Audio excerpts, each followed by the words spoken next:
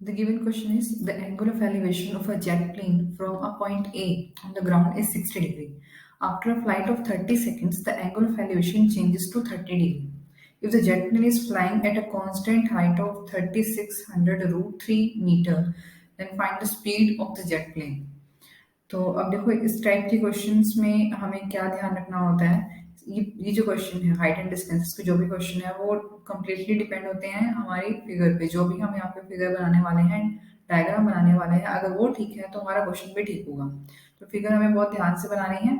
अब देखो यहाँ पर क्या है कि जो एंगल ऑफ एलिवेशन है फ्रॉम पॉइंट ए, ग्राउंड पे एक पॉइंट ए है, इस पॉइंट ए से एक प्लेन जो है ऊपर 36√3 मीटर की हाइट पर जो फ्लाई कर रहा है, तो उसकी दो पोजीशन के हमें एंगल दे रखे हैं। एंगल ऑफ एलिवेशन मीन्स जब वो फर्स्ट टाइम ऑब्जर्व किया गया तो उस टाइम पे इसका एंगल ऑफ एलिवेशन था 60 डिग्री। मतलब सपोज ये प्लेन जो है अभी टी पॉइंट पे है, ये ग्राउंड है, तो इस ए पॉइंट से जब हम प्लेन को देख रहे थे तो इस टाइम पर जो इसका एंगल ऑफ एलिवेशन है वो हमारे पास है 60 डिग्री, राइट। अब उसके बाद जब ये प्लेन जो है after a flight of 30 seconds की इसने फ्लाइट जो है कांस्टेंट हाइट पे, मतलब इसकी हाइट चेंज नहीं हुई, ये इसी हाइट पे आगे जो है फ्लाई करता रहा और ये किसी दूसरे पॉइंट क्यू पे पहुंच गया आफ्टर 30 सेकेंड्स, राइट। 30 सेकेंड्स के बाद इसकी पोजीशन हो गई ये। तो इस टाइम पर जो इसका एंगल ऑफ एलिवेशन है इसी पॉइंट से, इसका एंगल ऑफ एलिवेशन जो है वो अब हो चुका है इसका रिड्यूस होकर के 30 डिग्री। ठीक है, तो अब हमें फाइंड क्या करना है, हमें इस प्लेन की जो स्पीड है वो फाइंड करनी है। तो स्पीड हम कैसे फाइंड कर सकते हैं। अब उसने डिस्टेंस कितना कवर किया है, यहाँ से पी से लेकर क्यू तक का डिस्टेंस कवर किया है इन 30 सेकेंड्स। तो अगर हमारे पास यहाँ से इसका हम डिस्टेंस फाइंड कर लेते हैं तो distance upon time will be equal to speed. तो स्पीड निकालने के लिए मुझे डिस्टेंस चाहिए और टाइम हमें हमारे पास दे रखा है। ठीक है, तो अब यहाँ से हम जो है अपनी फिगर कंप्लीट करते हैं। परपेंडिकुलर ड्रॉ कर दीजिए यहाँ पर और एक यहाँ से, यहाँ 90 होगा और जो ये हाइट है वो 3600√3 मीटर्स है, कांस्टेंट हाइट है। इसे हम बी और सी सपोज कर लेते हैं। तो इसमें आप पहले बता भी दीजिए, let P and Q be the two positions of the plane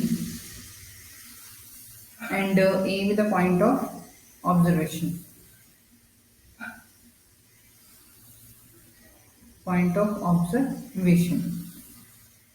तो यहाँ से अब देखो हमारे पास, अब मुझे अगर पी क्यू फाइंड करना है तो पी क्यू इक्वल है बी सी के। जो पी क्यू है वो इक्वल टू बी सी है और बी सी हम कैसे फाइंड कर सकते हैं, ए सी माइनस ए बी। अगर हम ये फाइंड कर लेते हैं ए C minus A B, then हमारे पास बी सी आ जाएगा।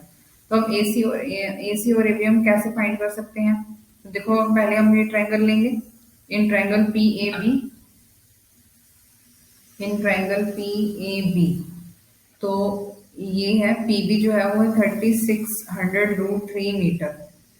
ठीक है, अब देखो इस टाइप के क्वेश्चन में अब सॉल्व करने के कई सारे मेथड हैं। आप कोई भी ट्रिग्नोमेट्रिक रेशियो इसमें यूज कर सकते हो, लेकिन जैसे हमें यहाँ पे पता है कि मुझे बेस फाइंड करना है और मेरे पास परपेंडिकुलर की लेंथ है, तो बेस और परपेंडिकुलर से हमारे पास दो ट्रिग्नोमेट्रिक रेशियो बनते हैं, टेंजेंट एंड कोट। आप कोई भी यूज कर सकते हो। मैं यहाँ पर यूज कर रही हूँ। जो मेरा लॉजिक रहता है वो क्या है कि आप जो हमें लेंथ फाइंड करनी है उसे आप न्यूमरेटर में रखो। तो न्यूमरेटर में हम रखेंगे ए बी डिवाइडेड बाय जो गिवन है वो डिनोमिनेटर में अपॉन पी बी। तो A B upon P B means base upon perpendicular, that is equal to cot, और इसमें एंगल है हमारे पास 60 degree, right. A B upon P B है हमारे पास 3600√3 और कॉट 60 जो है वो हमारे पास होता है 1/√3। तो मीन्स यहाँ से जो ए बी है ये √3 से √3 कैंसिल आउट हो जाएगा। जो ए बी है वो हमारे पास कितना आ गया 3600 मीटर्स। तो एक लेंथ हमारे पास आ चुकी है 3600 मीटर। अब दूसरी लेंथ फाइंड करने के लिए देखो कौन सी ट्राइंगल में है, ये क्यू ए सी ट्राइंगल में है। तो अब क्यू ए सी ट्राइंगल में अप्लाई करेंगे in triangle Q A C. Similar method से ही जो फाइंड करना है वो न्यूमरेटर में ए सी डिवाइडेड बाय जो गिवन है वो डिनोमिनेटर में मींस क्यू सी। तो अगेन फिर हमारे पास बेस अपॉन परपेंडिकुलर कॉट बन गया कॉट 30 डिग्री। अब वैल्यूज पुट करेंगे A C upon Q C. Q C हमारे पास है 3600√3 और कॉट 30 की वैल्यू होती है हमारे पास √3। तो यहाँ से ए सी हमारे पास क्या आ जाएगा 3600√3 इंटू √3 मीन्स ये 3 हो गया, तो ये आ जाएगा हमारे पास 10,800 मीटर, राइट। 10,800 मीटर। तो अब हमें बीसी फाइंड करना है, तो बीसी हम कैसे फाइंड करेंगे, A C minus A B. 10,800 minus 3600, तो that is equal to 7200 metres. और BC जो है वो हमारे पास PQ के इक्वल है, तो देयरफॉर जो PQ है वो भी हमारे पास कितना आ गया है 7200 मीटर आ चुका है। अब मुझे फाइंड करनी है स्पीड। तो स्पीड फाइंड करने के लिए डिस्टेंस हमारे पास आ चुका है कि जो PQ डिस्टेंस है उसने 7200 मीटर कवर किया है इन 30 सेकेंड्स। ठीक है, तो मीटर पर सेकेंड में हमारे पास स्पीड क्या आ जाएगी, distance upon time. Distance is 7200 divided by time, तो ये हमारे पास आ जाएगा 240 मीटर पर सेकेंड। अगर इसे हमें कन्वर्ट करना है किलोमीटर पर आवर में, तो यहाँ पर इसे किलोमीटर में कन्वर्ट करने के लिए divide by 1000 multiply by 60 and 60, या फिर आप डायरेक्टली 18/5 से भी मल्टीप्लाई कर सकते हो।